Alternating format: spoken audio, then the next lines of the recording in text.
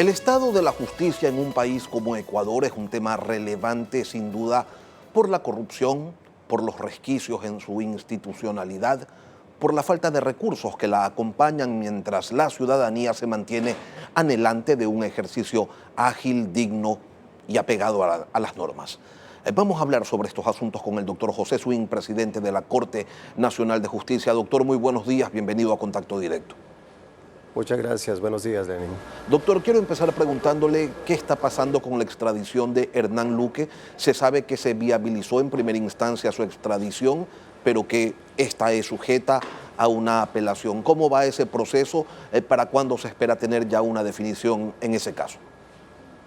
El proceso está en Argentina, se llevó a cabo la primera audiencia, la jueza que conoce el caso dispuso la extradición, dio vía libre a esa posibilidad. Sin embargo, el extraditado puede interponer recurso de apelación. No conocemos formalmente que lo haya hecho, nos notificaron hace poco recién con la resolución de la jueza, pero es una de las atribuciones, una de las posibilidades que caben en este proceso de extradición. Si es que eso llega a darse, tendría que pasar a conocimiento de la Corte Suprema Argentina y esta resolverá lo que sea pertinente. ¿Tienen tiempos para hacerlo? ¿Se puede prever más o menos cuánto tomará aquello? Estimamos que se demorará algunos meses, no sabría decirle con exactitud cuánto. ¿Y en esa corte, en ese alto tribunal, existe la posibilidad, doctor, de que se resuelva en contra del requerimiento de la justicia ecuatoriana?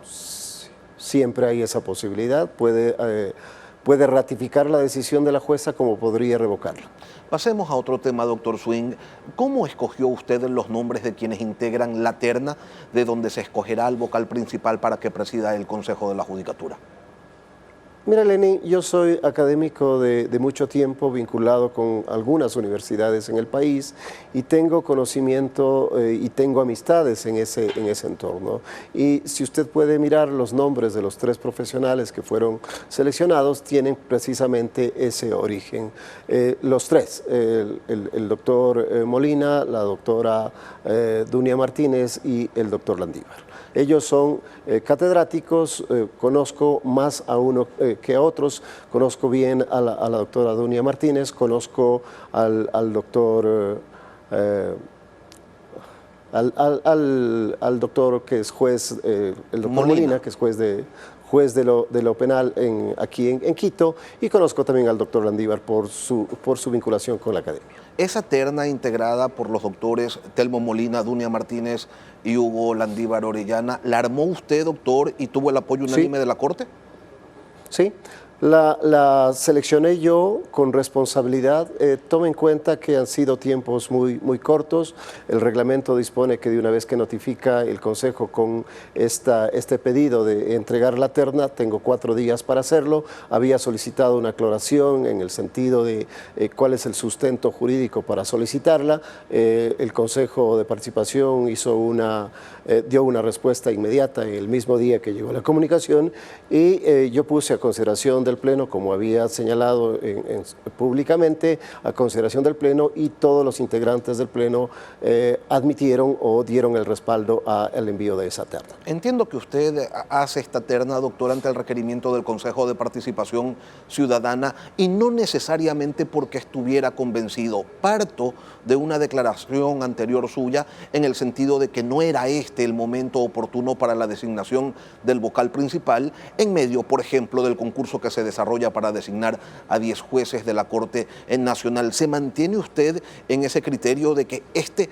no es el momento oportuno para andar cambiando a los vocales de la Judicatura?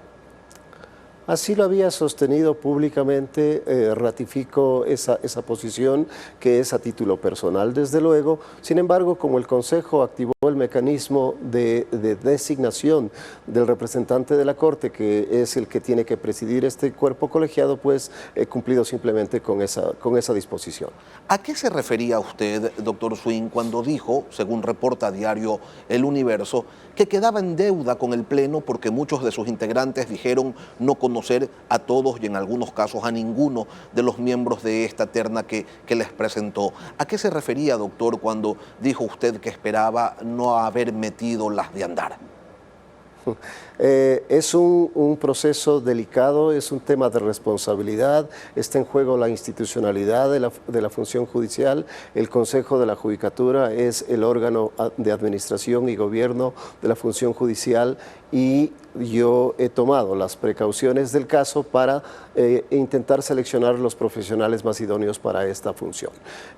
Creo que lo llevé con responsabilidad el proceso de selección. Como le digo, lamentablemente no son las mejores condiciones, van a actuar por un tiempo muy reducido, 6 meses a más tardar posiblemente. No es tan fácil encontrar una persona que quiera arriesgarse por tan corto tiempo a presidir un cuerpo colegiado tan importante como es el Consejo de la Judicatura. Es el contexto en el que yo les había dado la explicación a los colegas jueces. Usted había señalado, doctor, que iba a intentar convencer a Álvaro Román para que siga al frente de la Judicatura. Él no está en la terna presentada. ¿Es que no lo pudo convencer o finalmente ni siquiera se lo propuso? Lo habíamos conversado en más de una ocasión al doctor Román. Él definitivamente declinó no participar en el proceso de selección, por eso es que no consta en la terna. ¿Cómo así, presidente, emociona usted en esa terna a alguien directamente relacionado con el movimiento de gobierno, a alguien que hasta el momento mismo de la nominación era parte de la directiva de ADN? Está claro que ello no es pues un impedimento formal, pero en un país con los antecedentes que registra la justicia ecuatoriana, que carga como una cruz la tradición de ser cooptada por el poder político, ¿le parece que fue una postulación pertinente? Yo he buscado, como le he indicado, el perfil más adecuado de los profesionales más idóneos para integrar esta terna.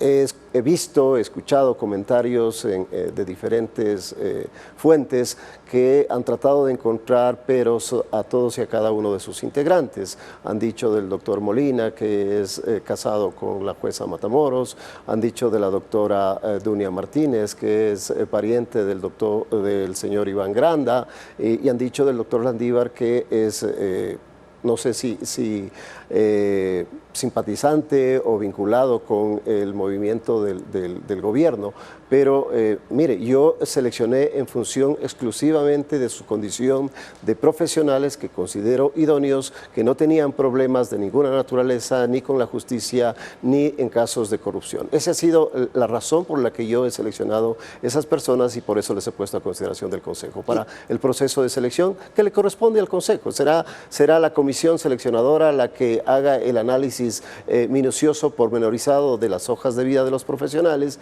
y será el resultado de aquello el que nos dé a conocer más adelante cuál persona será seleccionada para este proceso. Sí, doctor, yo lo entiendo y por eso decía que no es impedimento formal el ser parte de la directiva de una agrupación política, ni de la agrupación política que detenta hoy el poder, impedimento pues para formar parte de una terna. Pero ¿le parece a usted que ello es correcto? Insisto, con los antecedentes que tiene este país en donde la justicia siempre ha sido apetecida por quienes detentan el poder.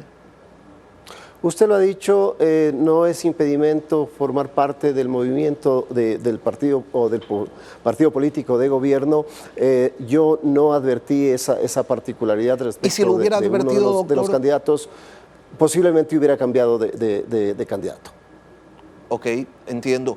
Entonces, esa sería su respuesta a quienes señalan que lejos de ser un acto de independencia, sí, esta nominación en particular luce como un acto de sumisión al poder político, doctor. Yo soy el responsable del proceso de selección. Si es que hay alguna objeción que tenga que hacerse a cualquiera de los 3 candidatos, lo asumo yo, con mucha responsabilidad.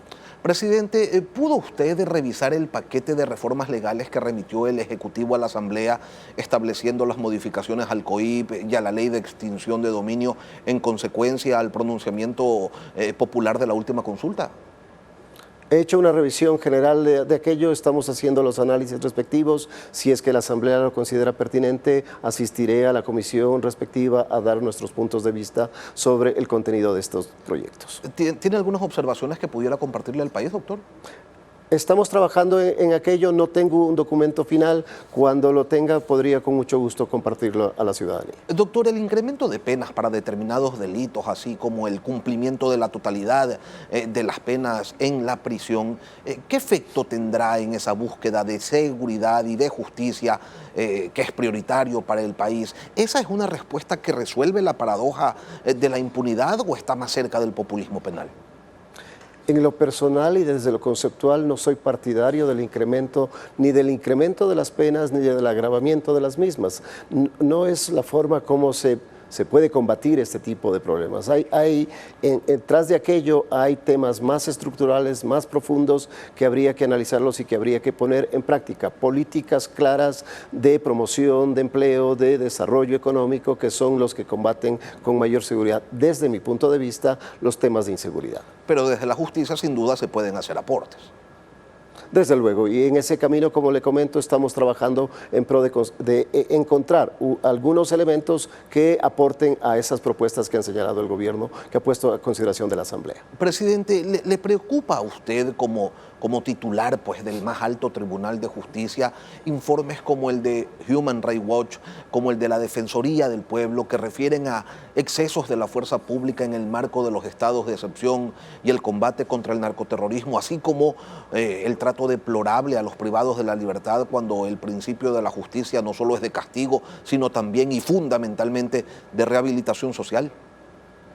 Desde luego, a todos nos preocupa que hayan casos excepcionales que inobserven contenidos normativos expresos en defensa de las personas. Si es que llegan a suscitarse ese tipo de cosas, estoy seguro que se iniciarán los procesos de investigación y sanción respectiva. Y estoy convencido de que eso va a suceder. Entiendo, doctor, que ustedes están dando seguimiento, observando con detalle el concurso para completar la conformación de la Corte Nacional de Justicia. De esta revisión, de este seguimiento, de este acompañamiento, ¿tienen alguna observación o creen que todo está marchando en orden?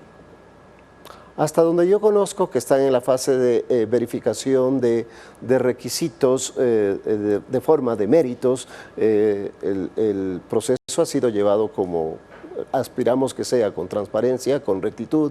Los 172 aspirantes que están todavía en proceso de selección pasarán por esta fase y yo confío y aspiro que de ese grupo queden los profesionales que necesita la Corte para que puedan seleccionarse los 10 jueces que hacen falta y los conjueces que también necesitamos. José Swing, presidente de la Corte Nacional de Justicia. Doctor, gracias por acompañarnos hoy aquí en Contacto Directo. Con mucho gusto. Gracias a usted.